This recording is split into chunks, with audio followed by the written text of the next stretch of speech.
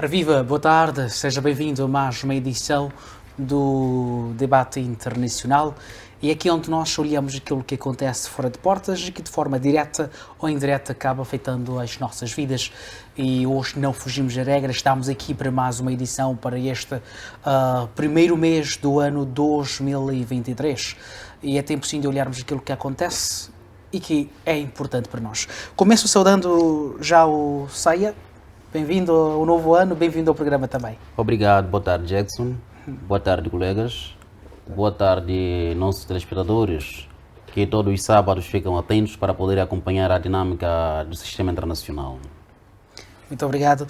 Vou ao meu amigo também, Simon, boa tarde, seja bem-vindo. Boa tarde Jackson, boa tarde a todos que nos acompanham aí em casa, mas também boa tarde extensivo aos meus colegas que estão aqui no estúdio e vamos juntos descascar os assuntos que fazem a agenda internacional. Muito obrigado. Ahmad Nasir, seja bem-vindo ao programa Debate Internacional. Obrigado, boa tarde Jackson, boa tarde aos meus colegas painelistas e a quem nos acompanha daí de casa. Muito obrigado. Saudações feitas, é tempo sim de olharmos aquilo que é notícia ou foi notícia e que interessa sim ser analisado. Após protestos em Estocolmo, Turquia diz não ao apoio à adesão da Suécia à NATO. O presidente turco veio nesta segunda-feira dizer não após protestos anti-Turquia naquele país que deseja muito entrar à NATO. Falamos sim da Suécia, que manifestou o seu interesse ano passado juntamente com a Finlândia. Erdogan encheu a boca mais uma vez, ao seu estilo, a dizer não a esta adesão, a este apoio, o que coloca a Suécia numa situação delicada no que diz respeito à sua vontade, ao seu desejo de juntar-se à NATO. Vou começar mesmo com o Saia.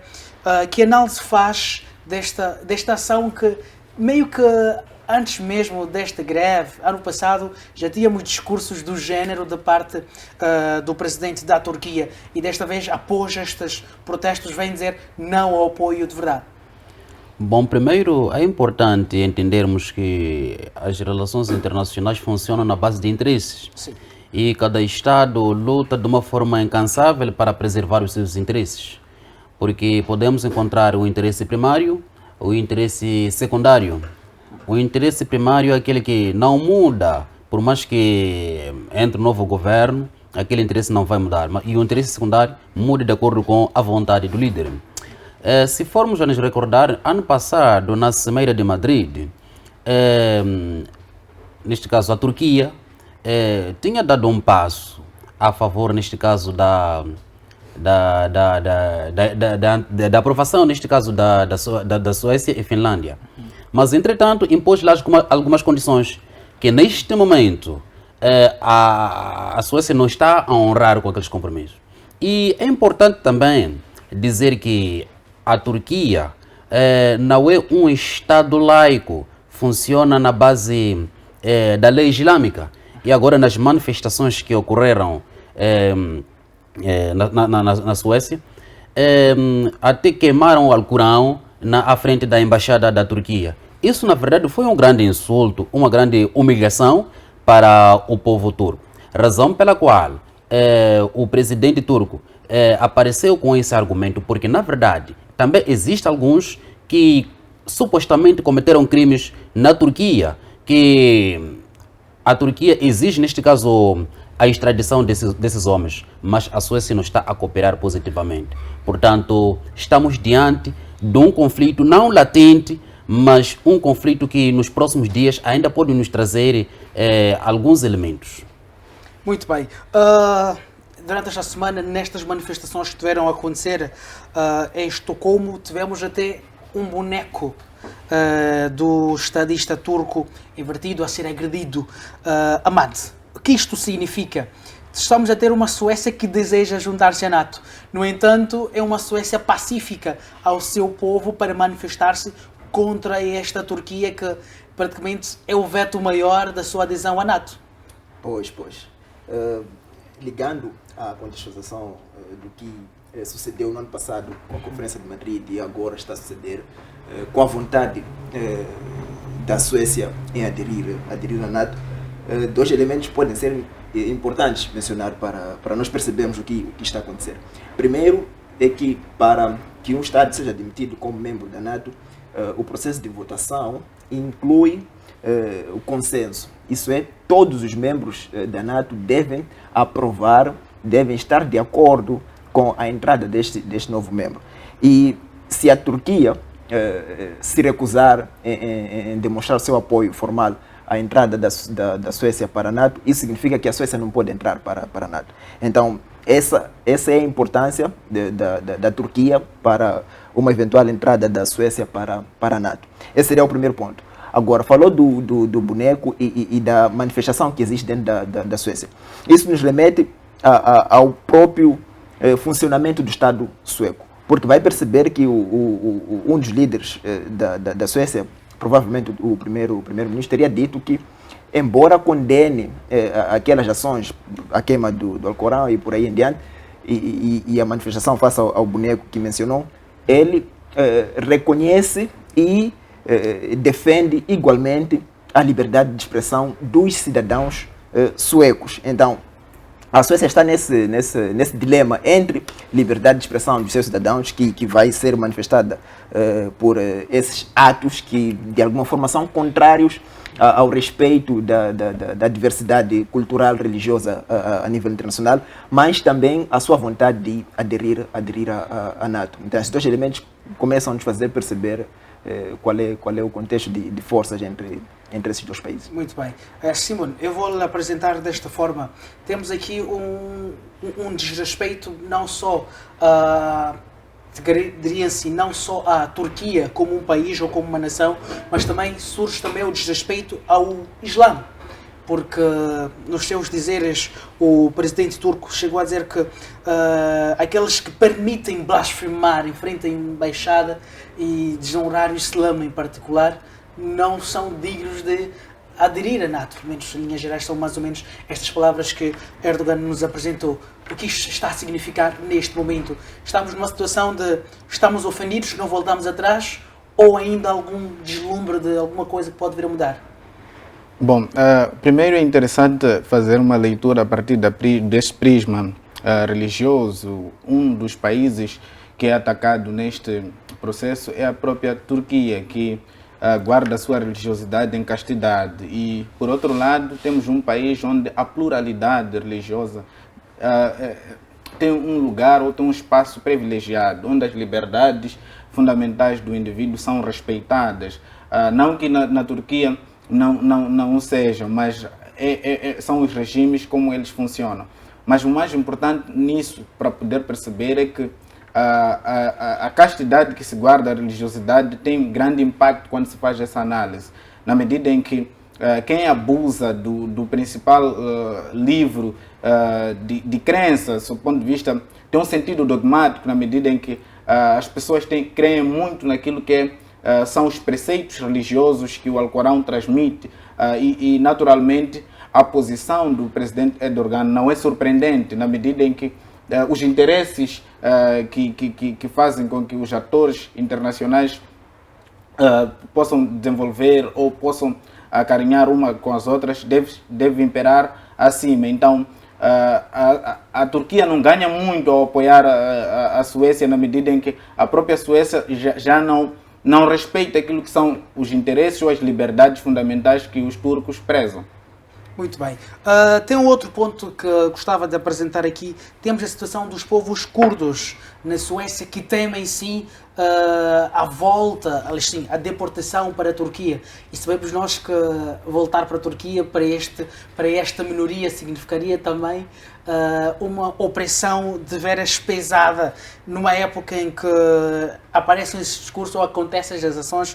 Não estaria este povo por detrás, se calhar, destas ações na Suécia, tendo em conta que a Suécia tem a intenção de aderir à NATO e já percebeu que o único parlamento é a Turquia. E temos lá esses povos que a Turquia surgiu numa primeira fase a dizer não vamos permitir vocês estarem lá, afinal de contas temos os curdos aí com vocês. Por favor, saia. Bom, na verdade é um dado muito importante, porque a Suécia está a proteger os KK, neste caso os curdos, que nos anos passados já foram acusados de uma tentativa de golpe de Estado fracassado. Então, eles não são bem-vindos na Turquia e, neste momento, procuraram um refúgio na Suécia.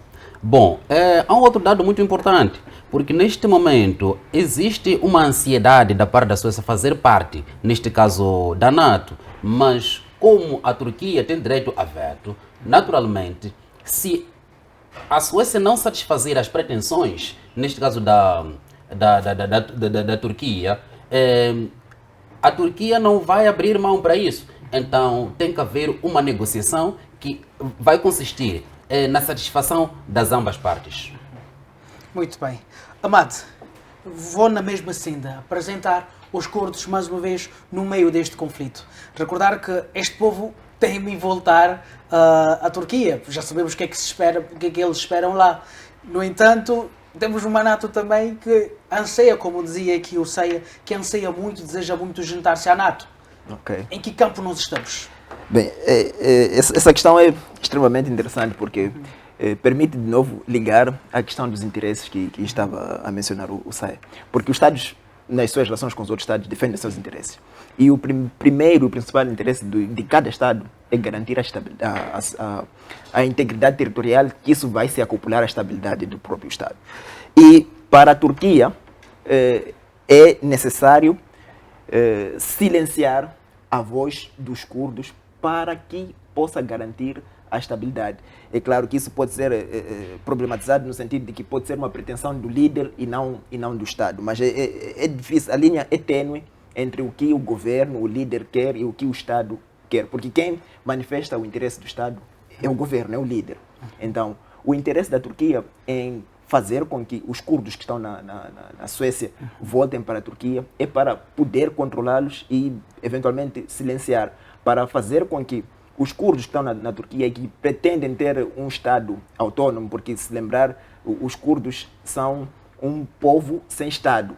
Então, eles pretendem ter um Estado autônomo e pretendem criar uma secessão dentro da Turquia. É por isso que Erdogan manifesta esse interesse de trazer os curdos para casa. E essa questão pode abrir espaço para, por exemplo, a interferência russa para posterizar ainda mais a adesão da Suécia à NATO. Algo que não está agora na equação, sim, aparentemente. É um ponto que pode ser adicionado com o andar do tempo. Afinal de contas, estamos numa época em que as tensões no seio europeu estão pesadas. Pois. Muito bem. Vou ao Simon de novo e desta vez eu vou fechar um bocadinho o ciclo. Vou isolar um bocadinho mais. Temos ainda a questão de povos buscando terras, mas um líder que já tinha dito não à adesão da Finlândia e da Turquia, aliás, e da Suécia uma vez. Desta vez, ofende-se o seu povo e quem ofende o seu povo tem um trunfo que o turco precisa. Que manobra pode vir a acontecer aqui? Não estaria isto uma situação de Suécia dizer, olha, apoie-me lá, devolvo os turcos? Bom, eu penso que essa pode ser a saída mais viável, na medida em que o primeiro-ministro da Suécia, quando faz a sua comunicação, diz que não apoia o que aquelas pessoas fizeram em termos de manifestações abusivas para o presidente turco, mas, no entanto, o seu posicionamento é de solidariedade. E, nesse sentido, não adianta muito este posicionamento. Deve haver um posicionamento maduro e próprio para que possa sair desse imbróglio. Por outro lado, é preciso analisar na perspectiva de que é necessário que o primeiro-ministro da Suécia traduza essa sua comunicação numa ação própria, na medida em que a Turquia vai continuar com a sua posição, porque esta minoria que podemos chamar de minoria social, que reivindica a adesão da Suécia e a Finlândia para a NATO, ela sabe muito bem que isso ao acontecer vai ameaçar a própria liberdade, porque a Turquia está numa caça própria para poder tê-los em seu território. Então, naturalmente, a Suécia deve lutar para abrir mão desta minoria, para que possamos ver ou vislumbrar aquilo que é o seu maior interesse, que é a adesão à NATO. Muito bem.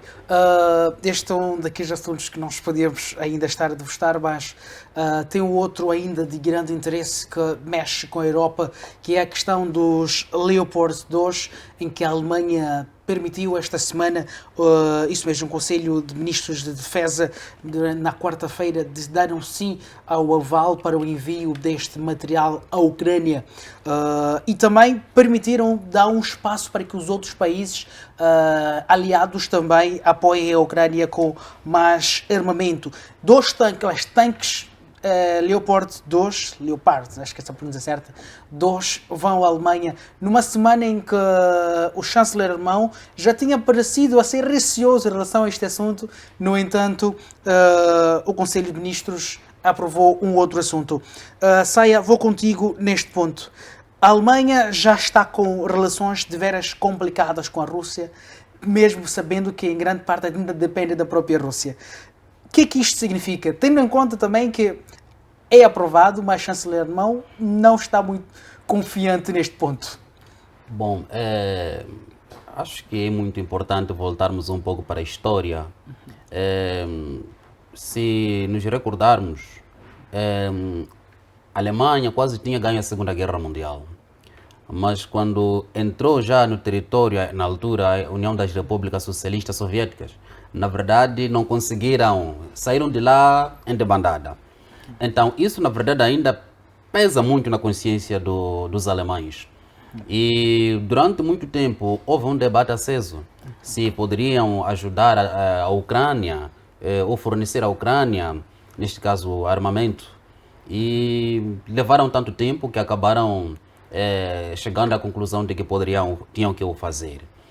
Mas também, se formos analisar dentro da própria União Europeia, existem, neste caso, vários grupos, outros que aparecem com um discurso aberto de ajudar a Ucrânia, mas que não o fazem. Alguns ganham essa coragem de ajudar a Ucrânia, como é o caso da Alemanha.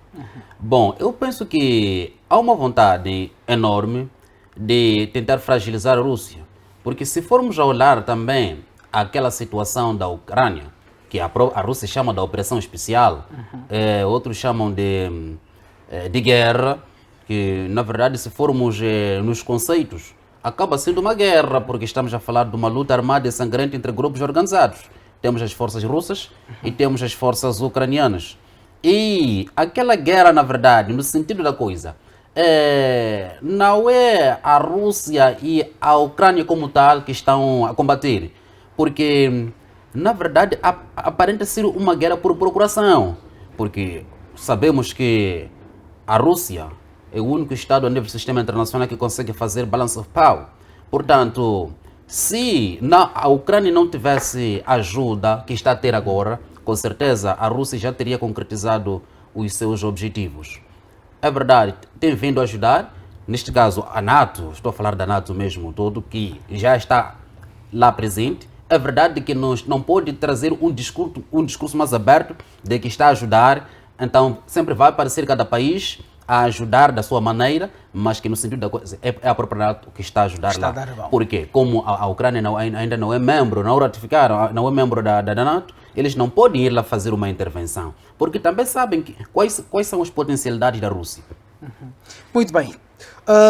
Esta semana tivemos o porta-voz de Kremlin a aparecer, depois deste discurso, a dizer que as relações com a Alemanha estão cada vez mais deterioradas e que o que está a acontecer vai deixar marcas indeléveis com os dois povos.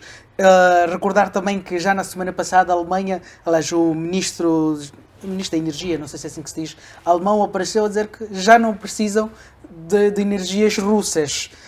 Estamos a ter aqui uma Alemanha que se calhar está a vestir muito a camisola da NATO e está a esquecer-se como nação. Não será isso?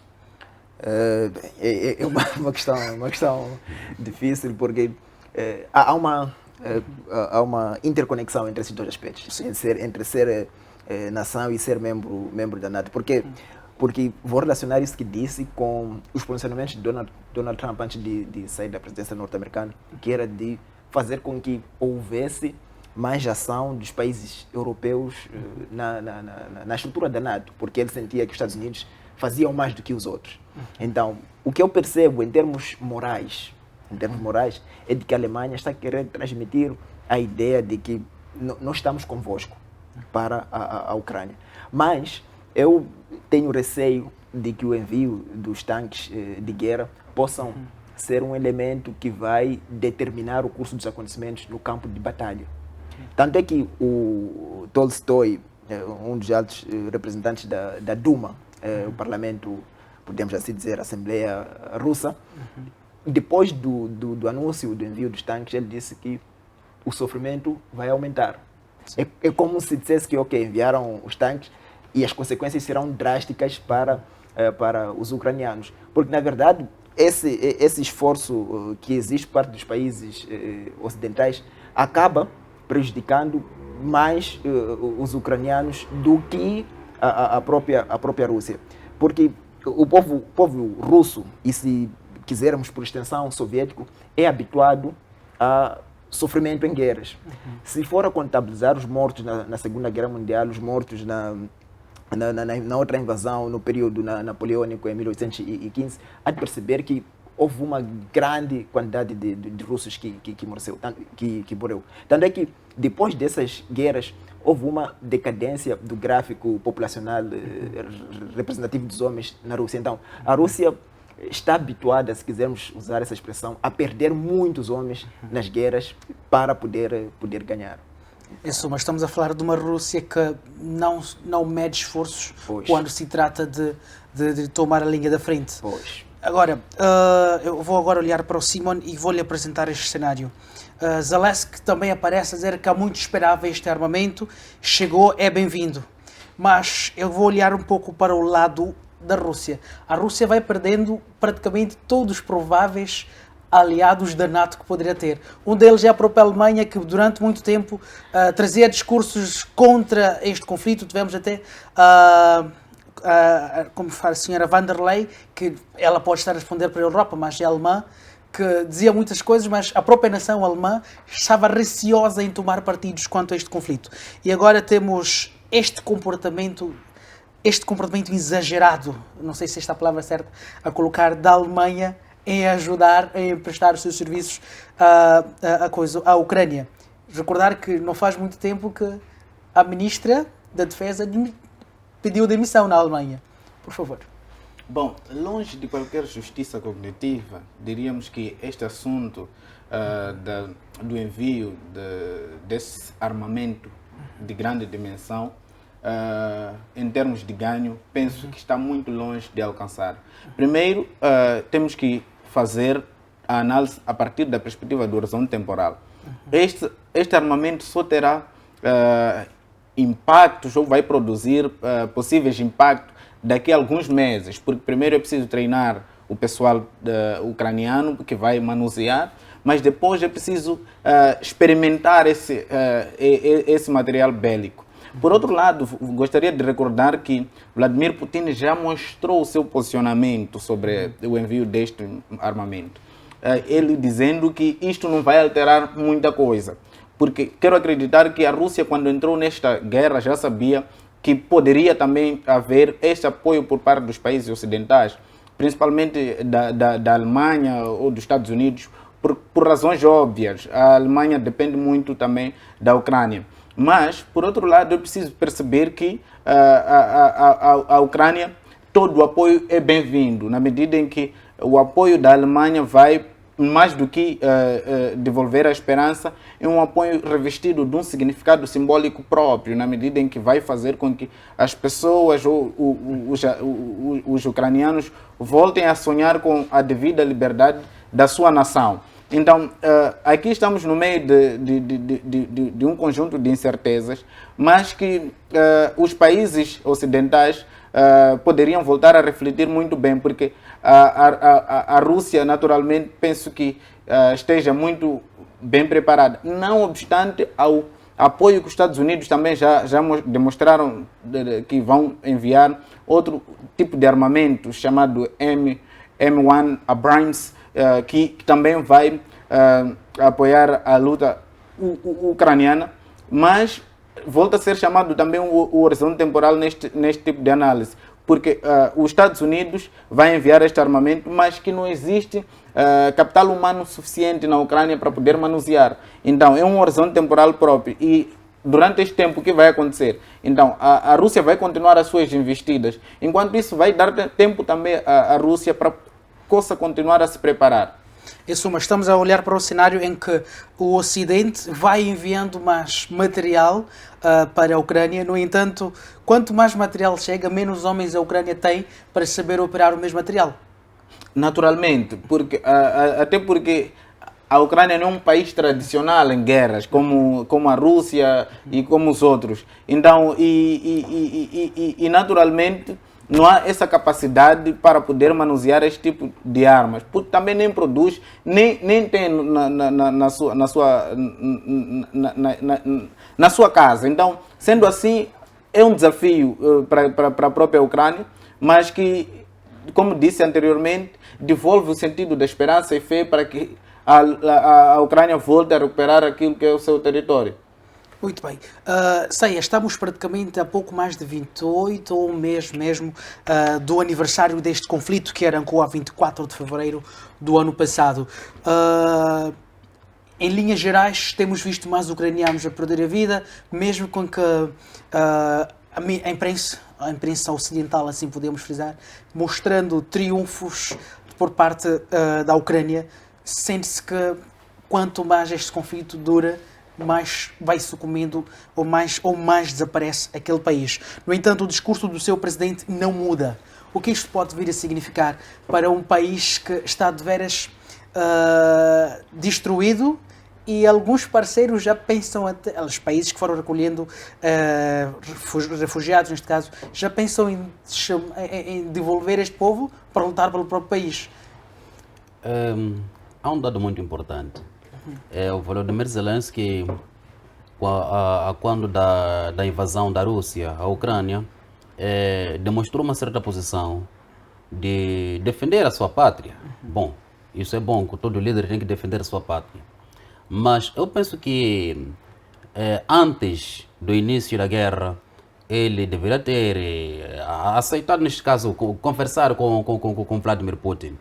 Porque se formos a olhar os dois estados, a Ucrânia, neste caso, e a Rússia tem historial de guerra. A Rússia, apesar de ser anão economicamente, comparativamente a alguns estados ocidentais, mas é gigante militar. Portanto, a Rússia tem uma capacidade de derrubar e derrotar, neste caso, a Ucrânia. Se a Ucrânia não tivesse aquela ajuda, com certeza, a Rússia já teria concretizado os seus objetivos. É verdade que isto já vai quase há um ano, mas é por causa da ajuda que a Ucrânia tem vindo a receber. O Vladimir Putin já o disse, que, na verdade, estão a atrasar aquilo que vai se concretizar. Porque se formos a ver dentro da própria União Europeia, já há vozes, porque está-se a esbanjar muito dinheiro em apoiar o povo ucraniano naquela guerra, quando o povo está a passar privação relativa. Muito bem. Bom, eu gostava de continuar neste tema, mas vamos agora olhar para um outro ponto que foi notícia e é notícia ainda relacionada também a russos. E desta vez olhamos para a África do Sul, em que Sergei Lavrov esteve lá esta semana, esteve reunida com a sua homónima sul-africana, na qual a África do Sul acabou se declarando amiga da Rússia e que há serviços compartilhados, falamos sim de marinha, a serem partilhados por esses dois países. Recordar que esta África do Sul já tinha sido contestada ano passado por não tomar partido em relação a este conflito.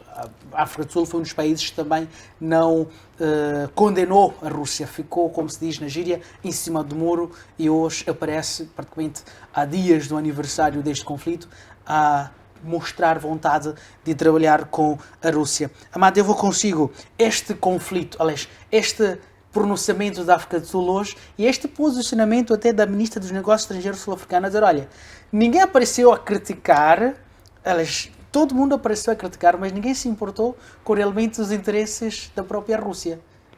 Ok. Esse posicionamento da África do Sul é facilmente lido e de forma que não surpreende face à existência dos BRICS, esse bloco econômico que envolve o Brasil, Rússia, Índia, China e África do Sul. Sim. E há de perceber que todos esses países que fazem parte desse fórum de cooperação econômica e política têm mantido uma posição de neutralidade face ao conflito entre Rússia e Ucrânia. E por vezes mesmo, principalmente a China, tem demonstrado um certo apoio moral para a Rússia.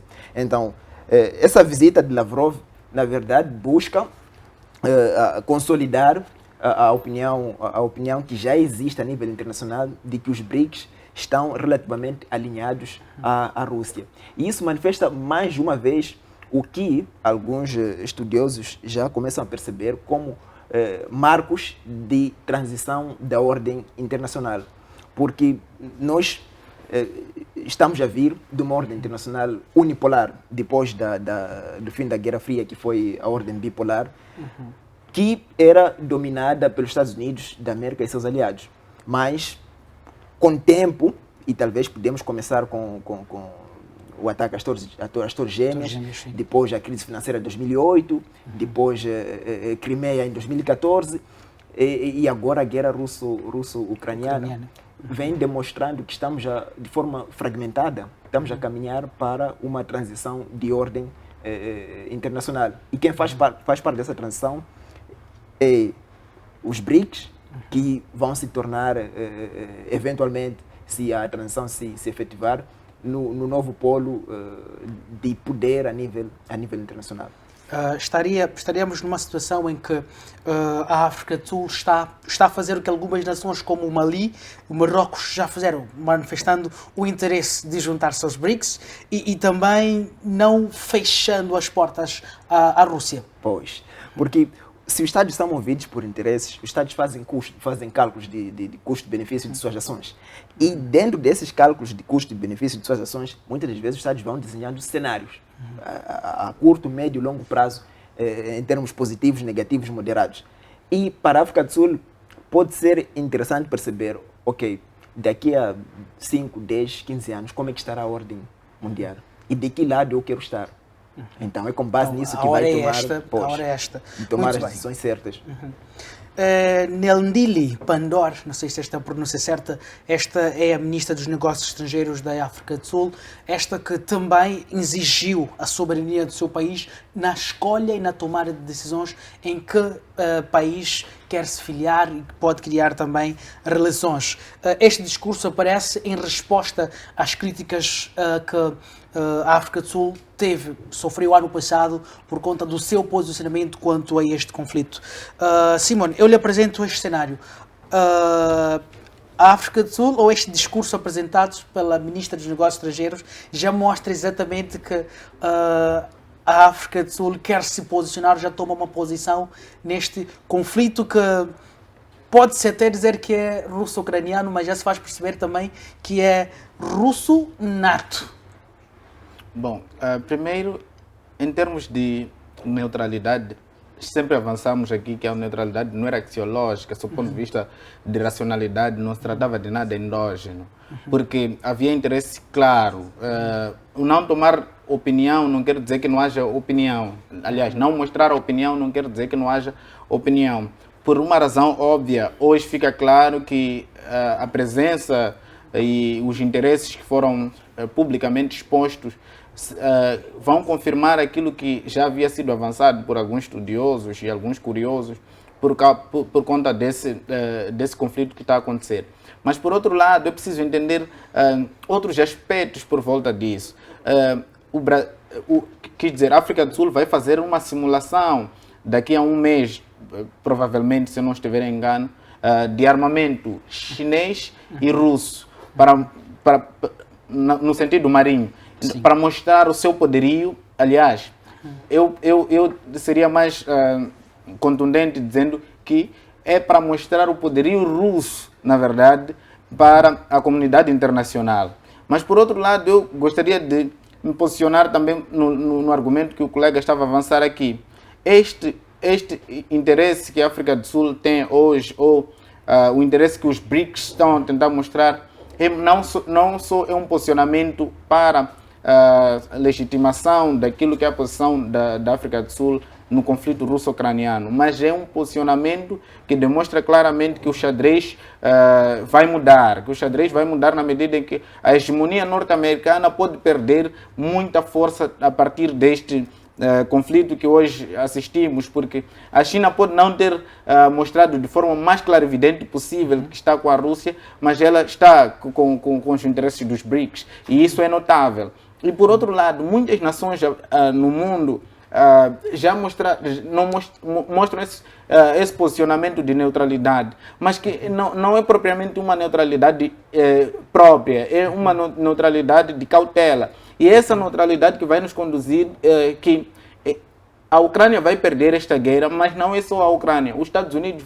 pode ser um dos maiores perdedores se tomarmos em conta a dimensão ou o pendor econômico ou o pendor de relações que vai perder a partir da saída desses países todos para uma posição mais acentuada ou mais ligada aos BRICS.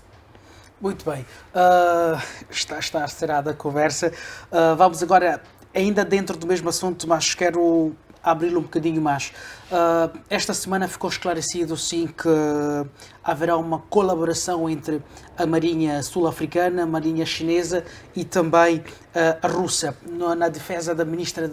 A defesa, no discurso da Ministra dos Negócios Estrangeiros sul-africana, deixou claro que é necessário, numa época em que a África do Sul vem mostrando fragilidades exatamente na Marinha. Mas quero abrir um bocadinho mais o horizonte, fugindo da África do Sul do jeito fechado, mas olhando para alguns países africanos. Tivemos ainda esta semana mais manifestações em Burkina Faso, em que bandeiras russas eram levantadas em frente à Embaixada da França, exigindo-se mais uma vez a saída do embaixador da França naquele país. E praticamente a Rússia vai ganhando muitos polos dentro da África, em que parece que alguns povos africanos, não vou colocar os líderes, mas povos africanos já começam a olhar a Rússia não como vilão, como o Ocidente nos apresenta, mas se calhar como uma solução para a opressão do Ocidente que muitos países africanos vivem em particular, mas não é assumida de forma aberta. Nos momentos de crise, os bons líderes não procuram inimigos, procuram mais amigos. Então, na verdade, neste momento em que a Rússia praticamente está isolado por alguns países europeus, procurou aproximar-se muito mais da África. E, na verdade, alguns estados africanos aperceberam-se que, na verdade, a Rússia não é aquele inimigo que é muito diabolizado pelo Ocidente, porque se formos a ver, se formos acompanhar neste caso a mídia ocidental, de todas as formas procura diabolizar a Rússia. Mas isso é devido a uma falha na criação dos canais de informação que a própria Rússia teve. Então, a Rússia nos próximos anos precisa de trabalhar muito mais nisso. E neste momento, se alguns aparecem, neste caso, a hastear bandeira russa nos seus territórios, é na verdade uma questão de solidariedade e vilipendiar aquelas ações, sanções que neste momento a Rússia está a sofrer. Mas por que a Rússia está a sofrer essas sanções? Em relações internacionais, há dois termos que usam-se que são metáforas, stick and carrot, que aquele Estado ou aqueles Estados que na verdade não cumprem com as recomendações do Ocidente são dados o pau, e aqueles que cumprem são dados cenoura. E na verdade a Rússia está nessa situação. E alguns Estados africanos já se aperceberam que na verdade é uma sabotagem. É verdade que nada justifica, neste caso, o ataque a um outro Estado, mas também cada Estado tem uma responsabilidade de preservar os seus interesses, não se deixar influenciar por Estados fortes. Não se deixar influenciar por Estados de fora, soberania dos Estados, esta é a palavra. E agora vamos falar português, olhando para a questão do Brasil. Nesta semana, em visita à Argentina, o presidente Lula da Silva disse que a estabilidade no Brasil está grande, a polícia está bem, foge-me aqui as outras falas que também são culminadas com o está bem e que o exército tem o seu lugar e que vai cumprir o seu papel. Numa semana em que Lula chegou a dizer que o exército estava sim a apoiar o antigo estadista Jair Bolsonaro, a quem ele acusa também dos feitos do dia 8 de janeiro. Amado, é contigo que eu entro. Brasil, mais uma vez, Lula, na sua primeira visita ao exterior, traz um discurso de que o Brasil está a estabilizar-se e volta a dizer tudo o que está a acontecer, a responsabilidade é de Bolsonaro.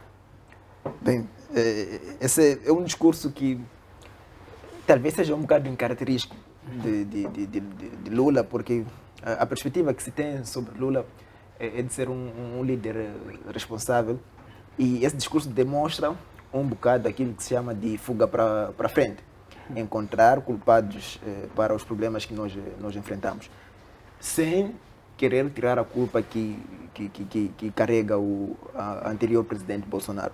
Agora, talvez o discurso de que o exército está bem é fundamentado mesmo por não ter ocorrido um golpe de Estado no Brasil. O que se esperava. O que se esperava.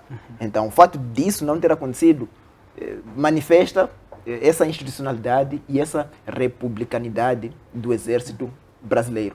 Porque, se lembrar, houve manifestação popular de aqueles que são agora apelidados de vândalos, sim, ou de bolsonaristas, perante o exército, na frente dos quartéis do exército, mesmo na frente do quartel-general do exército. Os acampamentos que estiveram lá. Pois. Sim. Então, aquelas manifestações, o que visavam? Visavam uma intervenção do exército para impedir que Lula tomasse a posse como presidente do Brasil. Então, o discurso de que o exército está bem demonstra factualidade, porque o exército agiu conforme a institucionalidade do Brasil. E eu gostava só de fazer uma recapitulação que demonstra essa ingerência, de alguma forma, que existe à volta do mundo. Quando falava das manifestações no Burkina Faso, eu podia apresentar Mali ou República Centro-Africana para demonstrar que na República Centro-Africana, por exemplo, quem faz a proteção do presidente da República Centro-Africana são os russos. Sim. Então, há uma elevação da presença russa em diferentes partes do mundo. E porque eu gostaria de relacionar isso com o Brasil? Porque dentro do Brasil há uma perspectiva de que, por exemplo, o impeachment de Dilma teve forças externas. Então, esse ganho de consciência que está a existir em África demonstra a vontade de não ser manipulado por forças externas. Para não mencionar nomes de alguns países ocidentais que estavam presentes na República Centro-Africana, no Mali e no Burkina Faso. Mas é só lembrarmos da história e ver quem foi o colonizador. De colono. Sim, muito bem. Simon, eu vou lhe apresentar o bolo, mas de uma forma, eu acho que está um bolo sempre cascado, mas muito recheado e complicado. A situação é esta. Já tivemos na última semana a acusação direta a Bolsonaro por conta do que acontece no Brasil e por conta dos documentos que levariam a um golpe de Estado encontrado na casa de um ministro. No entanto, o povo brasileiro está dividido. As redes sociais ilustram isso. Estamos a ter um Brasil com dois discursos em que, em algum momento, até tira paz no seio das famílias, porque estamos a ter o famoso discurso: eu sou petista, não me envolvo com bolsonaristas. Este é um discurso já comum no Brasil e as redes sociais estão aí para troca de discursos, até não só de singulares, mas também até de políticos. Que ambiente se vive no Brasil agora, tendo em conta que Bolsonaro perdeu com uma margem muito pequena? Bom, essa pergunta é interessante e talvez este tema seja também muito mais interessante porque nos é muito familiar por causa da própria língua. Mas é preciso fazer essa análise primeiro localizando os dois. Lula é propriamente progressista, com uma ligação própria sobre de um certo movimento sindical, e enquanto que Bolsonaro e seus apoiantes são cascas muito ligada ao liberalismo econômico, muito ligada ao conservadorismo. E o Brasil é um país feito pelas elites e pelas minorias sociais. Então, esse antagonismo claro e evidente próprio faz com que hoje tenhamos esse Brasil dividido. Porque se for a entender ou a acompanhar muito bem a política brasileira, vai perceber que existe uma certa elite que, na verdade, não suporta uma certa minoria social. E no meio disso tudo, há problemas muito ligados com o sexismo, há problemas muito ligados com o idadismo, há problemas muito ligados com o racismo, e esses problemas e o posicionamento político, ou seja, o posicionamento das elites políticas determina muito como eles vão se relacionar. O mandato do Bolsonaro mostrou claro e evidente que ele está do lado das elites que não apoiam, ou seja, do lado dos conservadoristas que não apoiam essa ideia de hoje muito ligada ao sexismo, que depois muitos chamam de homofobia, e é isso que conduziu muitas das vezes o mandato do Bolsonaro. Agora, o posicionamento de Lula é natural compreender porquê. Isso mostra também a capacidade de controle que hoje ele possivelmente tenha ou queira ter. Mas é preciso perceber que essa normalidade deve ser acompanhada com medidas próprias. E nos últimos dias, Lula parece que manteve reuniões com generais brasileiros e já haviam sido avançadas notícias, seja por parte do partido do PT, neste caso que é o seu partido, a dizer que essas manifestações que aconteceram ainda depois da sua tomada de posse estavam muito ligadas ao seu principal opositor.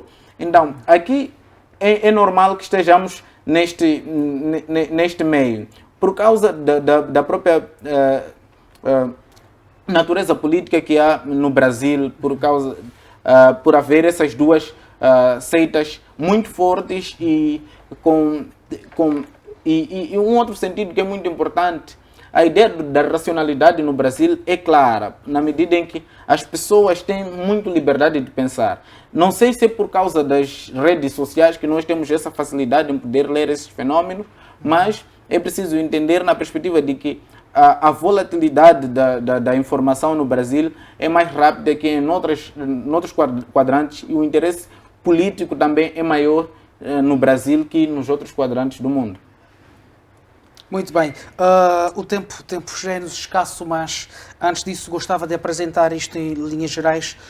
O Brasil surge agora como um país oficialmente dividido, mesmo tendo apenas um único presidente. E já esta semana houve trocas na liderança. O presidente destituiu o antigo comandante-geral da militar, acho que é assim que se diz lá, colocou um outro que no discurso de Lula funciona ou é mais fácil trabalhar com ele que o antecessor, tendo em conta que o antecessor é também cotado como quem se calhar tenha facilitado os feitos do dia 8 de janeiro. Saia, o que podemos esperar do Brasil agora, nesta nova era Lula? Bom, primeiro eu vejo a ação de Lula como uma ação normal, porque um líder, quando chega ao poder, coloca os homens da sua confiança. Há um dado muito importante. Em ciência política, costuma-se dizer que é preciso diabolizar o antecessor como forma de legitimar o exercício do seu poder. Sim. Então, o que está a acontecer agora com Lula da Silva? Neste momento está a atacar os pontos fracos de Jair Bolsonaro para poder ganhar, neste caso, a visibilidade. Porque com o que já está a aparecer, e está a me parecer que neste momento o Jair Bolsonaro sofreu um pouco a erosão da legitimidade. Já não tem muita aceitabilidade. É verdade que existe uma ala que ainda apoia, neste caso a ala dos latifundiários, mas a maioria é a classe pobre. Então, neste momento, Lula está a atacar isso. Vimos na semana passada, quando foi visitar aquele povo indígena, que na verdade estão a passar necessidades básicas, que no tempo de Jair Bolsonaro aquele povo era vilipendiado, aquele povo não estava sendo considerado. Mas Lula está a voltar a resgatar, neste caso, a identidade e dignidade daquele povo. Muito bem. Mohamed, eu vou pedir desde já aquilo que lhe marcou esta semana, mais em poucas palavras, como também a sua forma de dar o encerramento ao programa. Bem, o que nós acabamos de discutir acerca da presença do líder do Ministério dos Negócios Estrangeiros russo na África do Sul marcou-me porque demonstra a importância que tem a África no cenário das nações e principalmente a África Austral. Alguém já dizia em 2011 que a África passou de objeto para sujeito das relações internacionais. Então, essa interação entre os grandes líderes globais com países africanos demonstra essa capacidade que a África agora tem de ter uma voz ativa dentro das relações internacionais. Então, isso é algo marcante. Certo, muito obrigado. Simon, também em poucas palavras, aquilo que foi o marco desta semana. Bom, eu me apoio ao meu colega que a visita do Ministro das Relações Internacionais ou da Cooperação da Rússia que efetuou a África do Sul foi o meu principal marco, porque acredito ser este um marco histórico na medida em que pode vir a pôr fim o imperialismo ocidental que nós assistimos durante vários e longos anos e pode ser uma esperança para que a África possa abrir os seus olhos para que não existe um interesse muito benevolente por parte do Ocidente e Vladimir Putin já havia mostrado esse interesse em alguns discursos que a África nunca vai se tornar sustentável na medida em que sempre vai se aliar sempre ao Ocidente. Então, esta visita pode ser um marco importante para a mudança de paradigma no nosso continente. Muito obrigado. Saia, em linhas gerais. Hoje o mundo comemora o Dia Internacional da Educação. A educação deve prevalecer para sempre e que nenhuma potência possa interferir na educação de certos estados, porque na verdade alguns aparecem com algumas propostas que parecem boas, mas na verdade é para colocar alguns povos desfavorecidos em situações de dependência para que possam criar e formar pessoas que na verdade no futuro não vão produzir nada. Certo. Muito obrigado, meus senhores, e é desta forma também que chegamos ao fim de mais uma edição do Debate Internacional. Foi uma honra para nós estar contigo. Próximo sábado voltamos à mesma hora. Fotos de um outro final de semana. Porte-se bem.